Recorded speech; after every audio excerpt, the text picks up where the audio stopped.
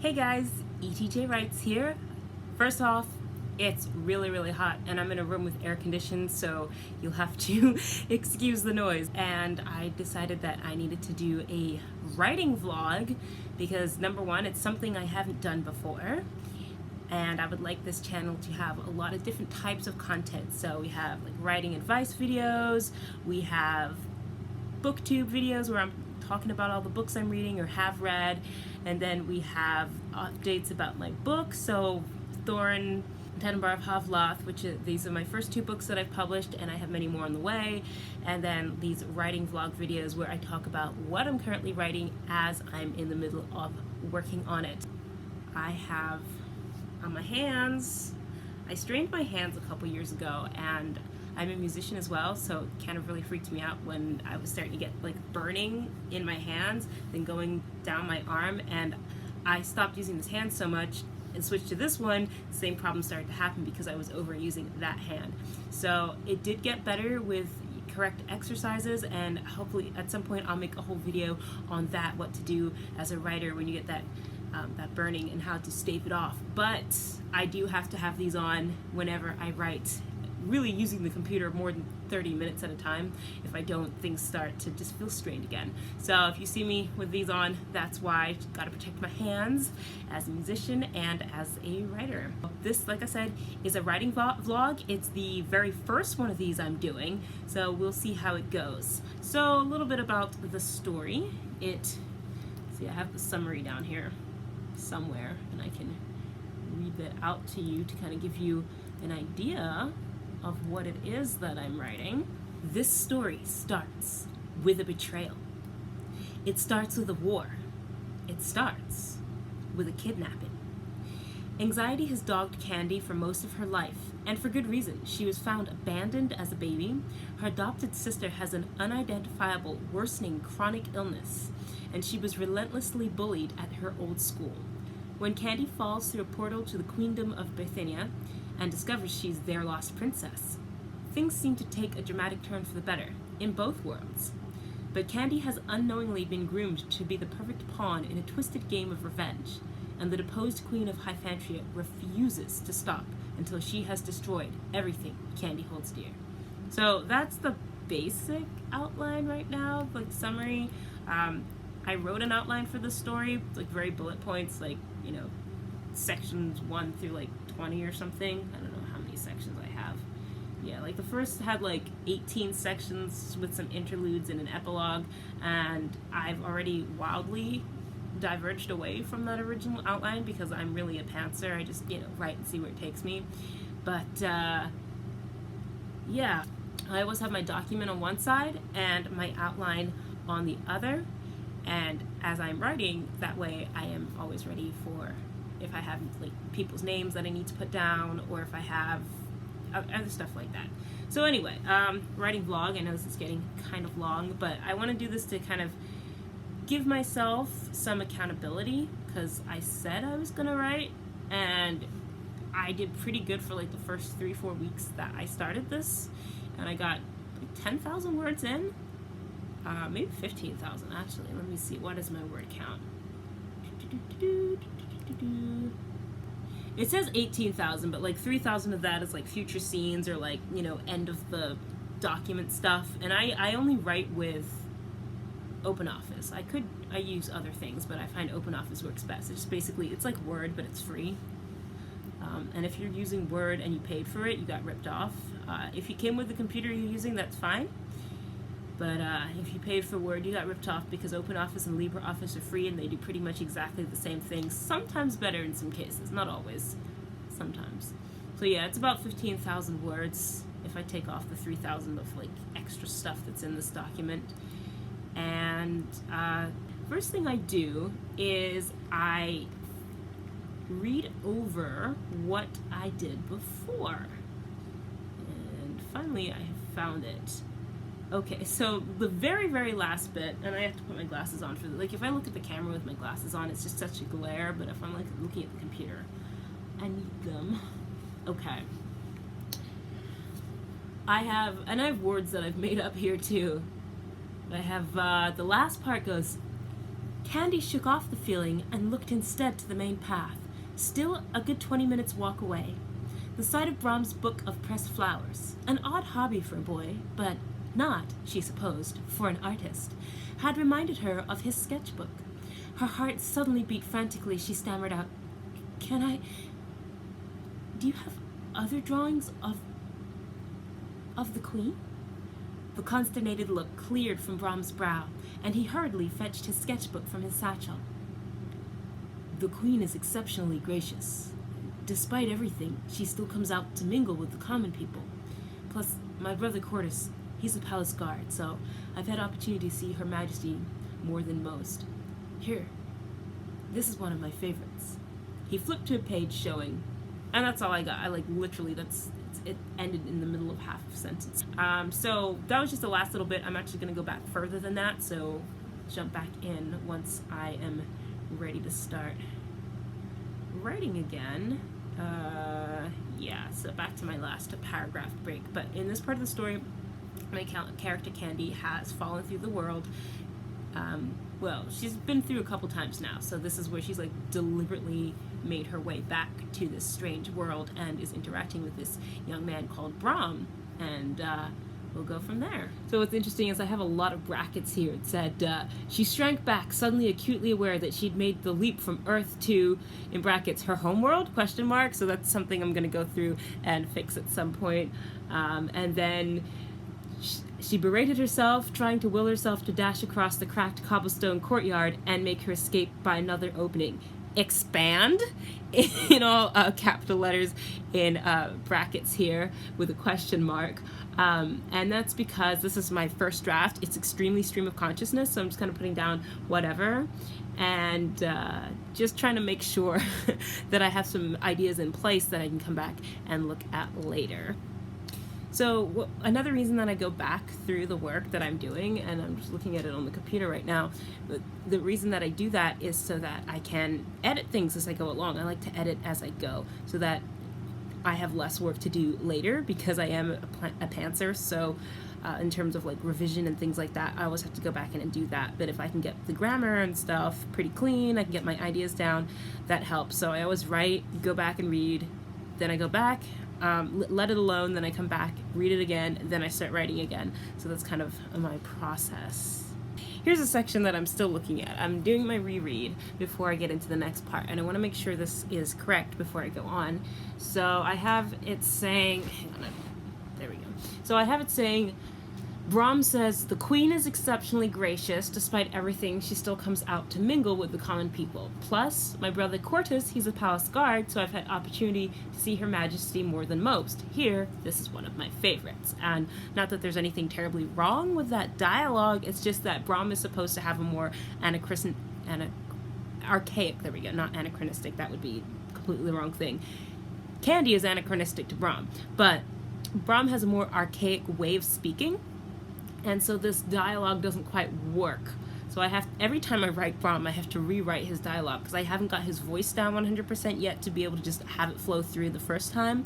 So let's see. The Queen is exceptionally gracious. That line works. So despite everything, she still comes out to mingle with the common people. So that sentence can use some workshopping. So despite everything, that works because there's history, but despite everything, she still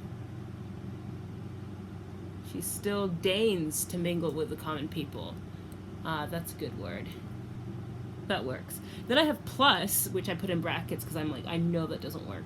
Plus my brother Cordis, he's a palace guard, so I've had opportunity to see Her Majesty more than most. Here, this is one of my favorites. So it's exposition plus my brother Cordis, he's a palace guard. He has to explain that he's a palace guard. There's two ways I could do this. I could say Cordis, and then Candy's who's Cordis? But then that's too many questions. I don't like to have a lot of, ask a question, then answer it. I like to have dialogue that is more two people talking over each other. So let me see here. Plus is not a good word. That's too modern for what I want Brahm to say. But if I said, what if he said, it doesn't hurt having a brother who's a palace guard? That would work much better. So I know that line's not quite there yet, because that's still too modern. But let's see, it doesn't hurt that it doesn't hurt to have a palace guard for brother. It doesn't hurt to have, I forgot the word have here. So it doesn't hurt to have a palace guard for brother either. See, that's still a little too modern. Whatever I said, and with a palace guard for a brother, and with a palace guard for a brother, I've had the opportunity to see Her Majesty more than most. Okay, I've had the opportunity to see Her Majesty, and I know there's like terminology of like Her Grace, Your Majesty, Your Highness. It's my fantasy world, so I'm just going to do whatever I feel like. The Queen is exceptionally gracious. Despite everything, she still deigns to mingle with the common people. And with a palace guard for brother, I've had opportunity to see Her Majesty more than most. Here, this is one of my favorites. I've seen Her Majesty more than most. Just get rid of I've had opportunity to see and just put I've seen. Short and sweet, shortens that sentence, gives us the same impact, but it sounds better. Okay, the Queen is exceptionally gracious. Despite everything, she still deigns to mingle with the common people. And with a palace guard for brother, I've seen Her Majesty more than most. Here. Now, I want to workshop this line a little bit where it says here, this is one of my favorites. See, like here is like a very modern interjection. So can I make it less modern? Let me think. Behold? It's too archaic. Here. One of my favorite. No. Here's a favorite of mine. That would work. Here's a favorite of mine. Okay. So before I had the Queen is exceptionally gracious. Despite everything, she still comes out to mingle with the common people. Plus, my brother Cortes, he's a palace guard, so I've had opportunity to see Her Majesty more than most. Here, this is one of my favorites. And it is now, the Queen is exceptionally gracious. Despite everything, she still deigns to mingle with the common people. And with the palace guard for brother, I've seen Her Majesty more than most. Here's a favorite of mine. And that works so much better. I'll probably still workshop it a little bit because it's just the first draft, but I like to do that where kind of get myself in the headspace for, the editing makes me excited, like I've already done work on it, so I'm like, okay, now I'm gonna keep going. Okay, so it kind of tricks my brain into keeping on going. That's another reason why I like to edit before I jump right back into what I'm working on. So I'm happy with this, and let's keep going. Okay, so here I am again. I've been doing some writing. I'm enjoying where I'm at. I just wanted to mention I've just written this line where, again, it's way too anachronistic for Brom. He needs to be more archaic, but I've written, he's just given Candy his sketchbook, and she's like, how can we basically be, how can I look through it when we're running? They're not like running from anyone, they're just excited.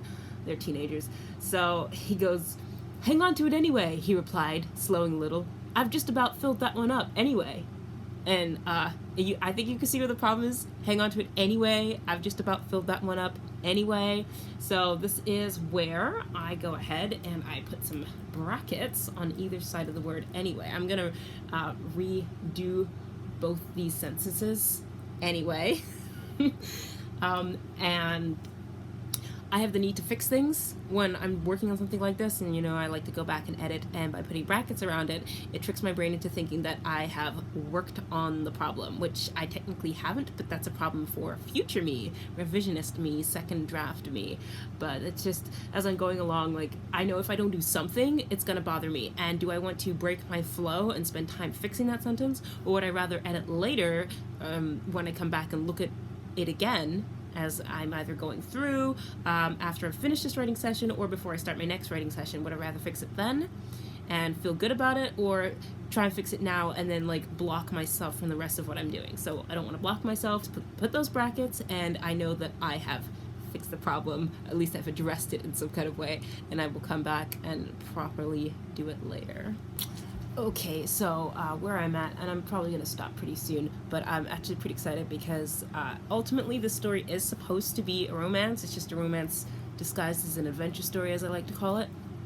And, like, the first couple chapters, I'm like, this is supposed to be, like, a meet cute, and I don't have a cute meeting. And I do like a good meet cute. I've been watching Stargirl, and the parents in Stargirl have an adorable meet cute and a little flashback, and it's done really well with like what goes on in the present tense in the last episode. I forget which episode it is. It's like halfway through the first season, I guess we are so far. But anyway, as I'm writing here, I'm trying to get them from one place to the next. I'm like, they need to stop and get food. And then I realize that Candy has no money, which means that Brom has to buy her stuff, and then they have to share. So I'm coming up with some cute moments after all. So I'm excited about that.